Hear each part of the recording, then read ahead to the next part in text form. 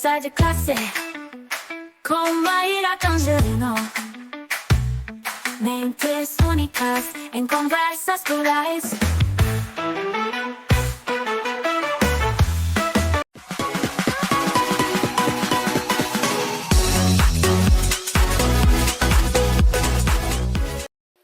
Olá pessoal, boas-vindas a mais um Conversa de Classe. E vocês sabem que esse aqui é o nosso espaço para a gente conversar um pouquinho sobre educação e ampliar o nosso olhar para além disso.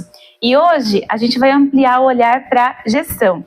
Eu estou aqui com uma convidada muito especial, Priscila Costa. Ela é a atual secretária de Educação de Jundiaí e tem uma trajetória incrível. Ela já passou pelo magistério, pela pedagogia, pela gestão, pela supervisão escolar.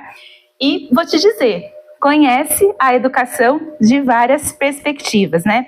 Priscila, é uma alegria te receber aqui. Muito obrigada por você ter aceitado aqui o nosso convite. E quero muito trazer aqui para o pessoal um pouquinho da sua experiência e do trabalho que você realiza hoje. Vou começar te mandando aqui uma primeira pergunta e depois você se apresenta aí para o pessoal, tá? A gente sabe que falar de educação pública é fundamental, inclusive é um assunto que eu tenho que trazer sempre aqui no programa.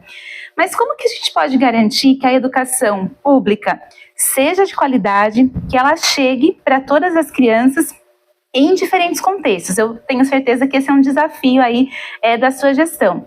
Eu queria saber como que você trabalha isso em Jundiaí, como que você tenta reduzir as desigualdades educacionais e como você garante que a educação realmente faça diferença na vida das crianças jundiaienses. Olá, Maíra, olá a todos. Um prazer imenso estar com vocês e falando de educação, que é a minha vida, que é a nossa vida, é sempre muito prazeroso.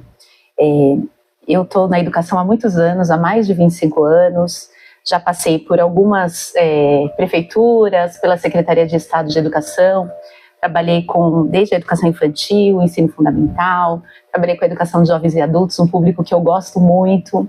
Trabalhei também, tenho já dito em algumas reportagens, na FEBEM, quando era FEBEM, hoje Fundação Casa. Então, diversos públicos, e a gente percebe que, assim, para a gente garantir uma educação de qualidade, a gente precisa olhar para a necessidade de cada um, entendendo que cada um aprende no seu tempo, aprende com uma proposta, que cada um é diferente, que cada um tem uma necessidade. Nós precisamos saber, em cada nível ali, segmento que nós atuamos, em cada ano, por exemplo, no fundamental, no ensino fundamental, nós precisamos saber onde nós queremos chegar. Onde nós precisamos chegar, quais são os direitos daqueles estudantes, para que possamos traçar ali um percurso para que cada um tenha os seus direitos assegurados. Então, eu entendo que um olhar para cada um é extremamente importante para a garantia dessa qualidade. E Priscila, você tocou num ponto que eu acho que é essencial, né? Acho que tem duas coisas na sua resposta que me chamam a atenção. Primeiro, essa perspectiva inovadora, né? De que a educação é feita de subjetividades, né? Sim. E acho que segundo, é essa ideia de que a educação, a gente precisa ter um objetivo, né? Porque senão, se a gente não sabe onde a gente vai chegar, qualquer caminho vai servir, né? Isso mesmo. Nesse sentido, a gente está vivendo um momento de muitas transformações. E transformações que são muito rápidas e que envolvem, geralmente, a tecnologia, e acho que isso impacta a escola de toda forma, né?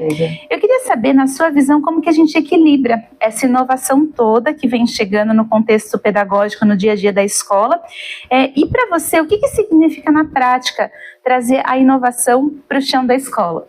Eu acho que é urgente, o nosso olhar para qual é o papel da escola. Porque se nós não ficarmos o tempo todo focando e lembrando do papel da escola, nós temos a tendência de nos perder e não fazer aquilo que é básico. Então, vamos entender que é a aprendizagem dos nossos estudantes, né? A aprendizagem é o papel da escola. Então, nós precisamos retomar algumas práticas para a gente fazer aquilo que é básico, que eu tenho chamado de fazer o arroz com feijão bem feito. Então, nós temos que retomar, todas as crianças estão aprendendo na idade certa, aprendendo no ano certo, estão com condições de continuar se desenvolvendo. Então, acho que esse é o nosso primeiro desafio, voltar, porque às vezes a gente vai ampliando tanto que a gente perde aquilo que é básico.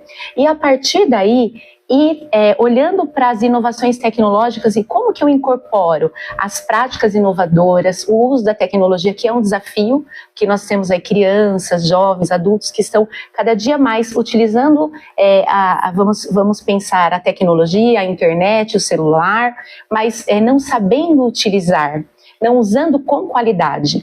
Então é papel da escola, sim, levar, né, e balancear isso.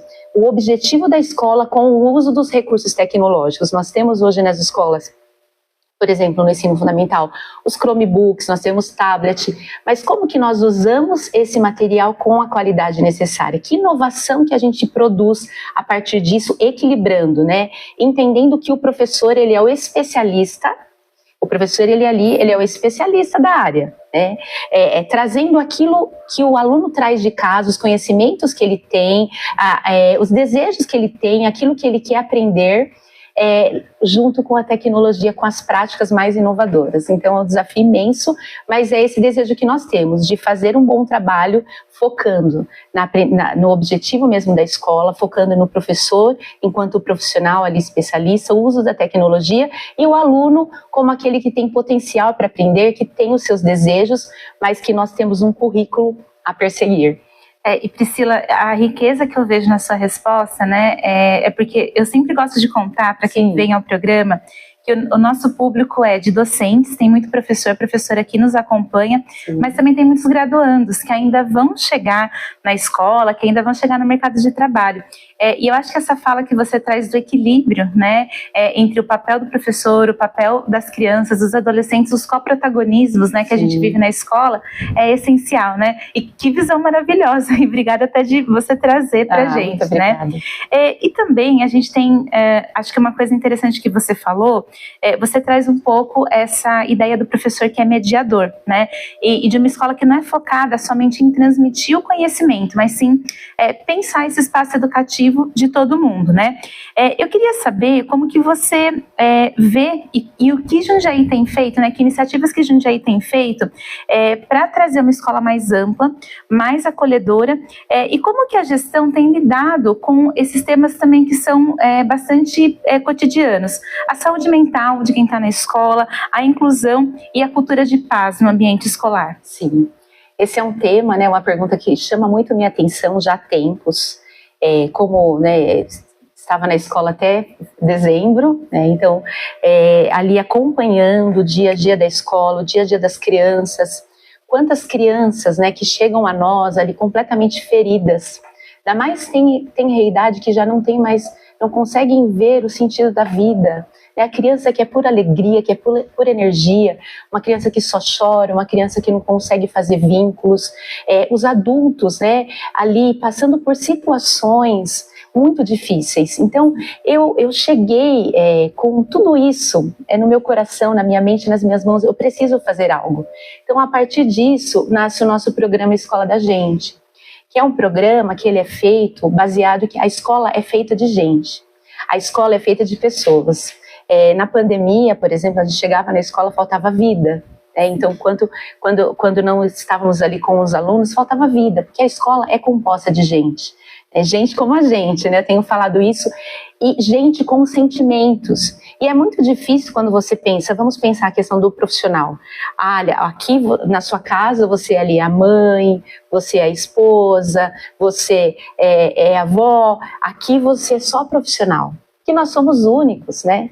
Nós somos unos e ali nós carregamos todos os nossos sentimentos, os nossos dilemas, né? As nossas alegrias, as nossas tristezas, da mesma forma os nossos estudantes. Então o nosso desejo é fazer um trabalho com os estudantes, com as famílias, com os profissionais da educação, que nós foquemos no autocuidado, como nós estamos cuidando do nosso corpo, da nossa saúde física, mental, o que nós temos feito por nós mesmos. A partir disso, como que é a nossa relação com o nosso próximo? Eu consigo me colocar no seu lugar? Eu consigo olhar para você e saber que você tem os seus sentimentos, que você tem a sua vida, a sua forma de pensar, que você carece de um cuidado assim como eu? Eu tenho essa empatia por você, e nós entendemos o nosso lugar e o nosso papel neste mundo, no nosso planeta. Porque nós temos falado muito da questão da sustentabilidade, do cuidado, né, com o meio ambiente, com o nosso planeta, mas ele parte desse cuidado conosco, que está tudo ali misturado. Então, o nosso desejo é construir com as escolas. Nós temos já, assim, alguns programas, né, na rede. Temos o programa Eu Tenho Voz, nós temos a Cultura de Paz, nós temos o programa Luz de Cidadania, que é feito com a Guarda, nós temos alguns programas que a gente já trabalha o tema socioemocional, mas o nosso desejo é construir junto com a escola esse programa. Não é um programa que ele traz um monte de projeto, que já tem um monte de etapa que a gente vai colocar ali, despejar para a escola fazer. Nós queremos entender, então nós teremos os projetos que nós estamos elaborando aqui na educação e faremos isso, e terá um momento que os próprios educadores vão participar de tudo isso, porque quem lá na ponta vai fazer acontecer, então precisa participar dessa elaboração, junto com os programas que as escolas já fazem. Então é olhar ali para o PPP da escola, o que a escola faz, qual é aquela escola, qual que é o contexto que aquela escola está inserida, aquela comunidade, e junto com tudo isso nós construímos um trabalho, mas que foque nessa questão humana. É isso. Maravilhoso, Priscila. Eu estava me lembrando aqui, enquanto você falava, né, enquanto você descrevia, né, todas essas ações, eu viajo muito pelo Brasil dando formação.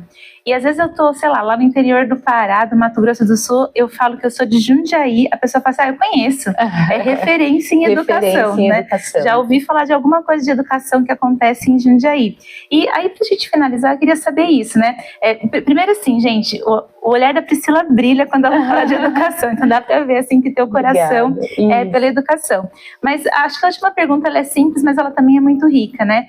Qual que é o legado que você quer deixar? Você tá começando, né, um mandato hoje, enquanto a gente está fazendo a entrevista, qual que é o legado que você vai deixar para a educação de Jundiaí?